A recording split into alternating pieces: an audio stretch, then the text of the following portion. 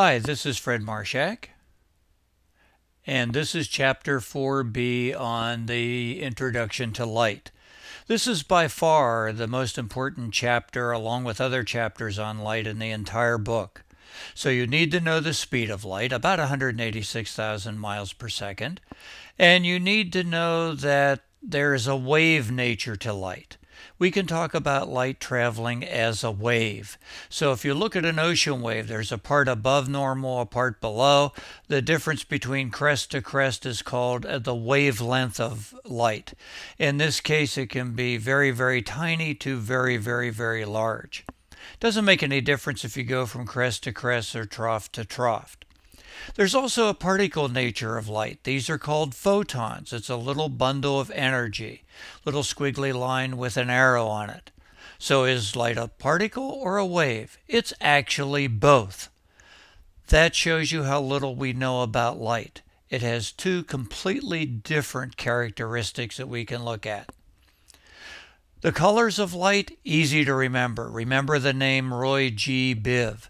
So we have red, orange, yellow, green, blue, indigo, and violet. Generally in astronomy, we talk about the red end of the spectrum and the blue end of the spectrum.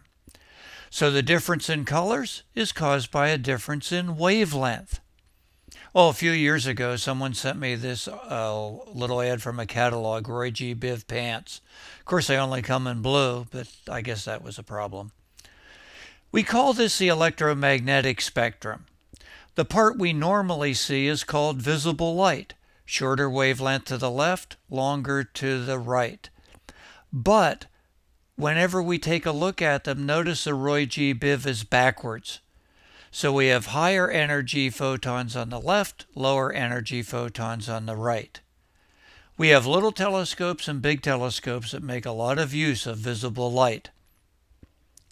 Wavelength, you already know in a meter there's 100 centimeters, 100 cents in a dollar. In 1 meter there's 1,000 millimeters. Well, 10 to the minus 2 meters, that would be what? You'd move the decimal place 2 points to the left, that would be 1 centimeter. 1/1000th of a meter is a millimeter. Now, a billionth of a meter is a nanometer. And that's what we'll be using to measure the wavelength of most of the light we'll be looking at.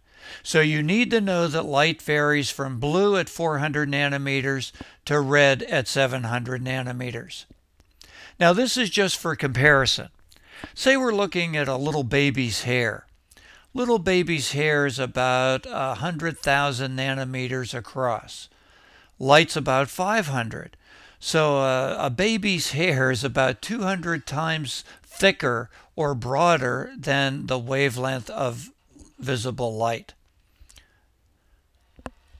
Let's go toward shorter, ultraviolet.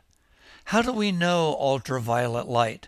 Well, we know ultraviolet light from sunburn, from skin cancer, but we also look at our sun in ultraviolet light and see all those very, very hot areas on the sun.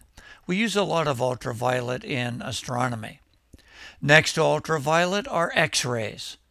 These are even shorter wavelength than ultraviolet. They can go through skin, but they don't go through bones. A lot of our astronomy, we look at X-ray lights. And this is a light from a supernova explosion. Still shorter are gamma rays. And gamma rays are those that are incredibly short. We use these for radiation treatments in cancer because we can focus any of these. In astronomy, we get gamma ray bursts, and we'll talk about the significance of those later.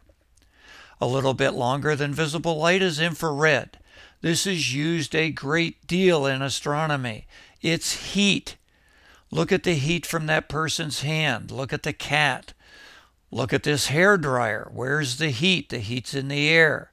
Has this shoe been worn? You bet it's hot inside. Even an ice cube radiates infrared. In astronomy, we can look through plastic bags. Now, that's really dust that we're looking through. So we can see into a dusty area like this in the constellation of Orion. We can see the heat that's blocked out by dust. Here are the oil wells in Santa Barbara taken by a space shuttle that was looking in the radar range. Radar is about the same as microwave. So microwave's a little bit longer than the infrared. You know a microwave oven?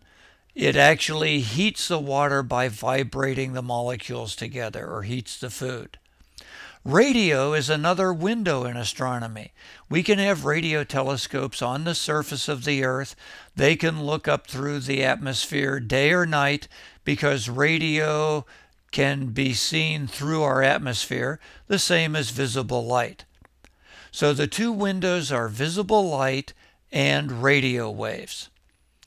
Again, this is the entire electromagnetic spectrum. You do not need to know all those numbers. You're now ready for Exam 1.